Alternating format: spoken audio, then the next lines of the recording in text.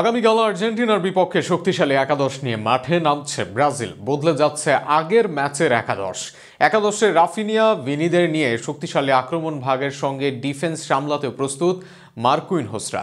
তরুণ অভিজ্ঞদের মিশ্রণে ব্রাজিলের সম্ভাব্য একাদশ ও ম্যাচের সময়সূচি নিয়ে বিস্তারিত থাকছে প্রতিবেদনে। আগামীকাল অর্থাৎ ২৬ তারিখ ভোর ৬টায় আর্জেন্টিনার বিপক্ষে মাঠে নামছে ব্রাজিল। নেইমার আগেই ছিটকে গেছেন, তবুও বেশ শক্তিশালী একাদশ নিয়ে মাঠে নামছে সেলেসাওরা। গত ম্যাচেও পেয়েছে জয়। এডারসন, অ্যালিসন ছিটকে যাওয়ায় এখন আর প্রশ্ন নেই কে থাকবেন একাদশে। অভিজ্ঞ বেন্তোর কাঁধেই থাকবে কাল গোলবারের দায়িত্ব। সেন্টার ব্যাক পজিশনে মার্কুইনহোস ও মুরিলো শুরুর একাদশে থাকবেন।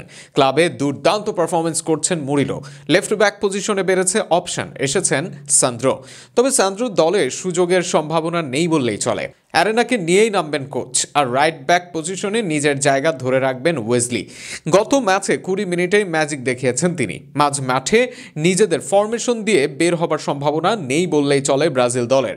সেখানে ৪-২-৩-১ ফরমেশনেই মাঠে নামবে সেলেসাওরা। মাঝ মাঠে থাকবেন আন্দ্রে ও জোয়ালিংটন। নেইমার না থাকায় উইং ও অ্যাটাকিং মিড অনেকটাই হয়েছে পরিষ্কার।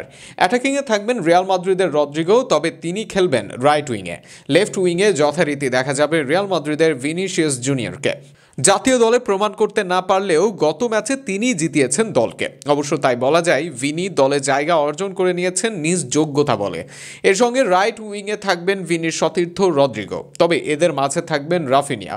মূলত নেইমারবিহীন আক্রমণে বড় ভূমিকা রাখতে হবে এই মৌসুমে দুর্দান্ত ফর্মে থাকা এই বার্সা বয়কে। তবে বেশ কিছু সোর্স বলছে আগামীকাল সেভিয়োকে রাইট উইংয়ে দিয়ে রদ্রিগোকে নাম্বার ৯ খেলাবেন কোচ ডরিভাল জুনিয়র।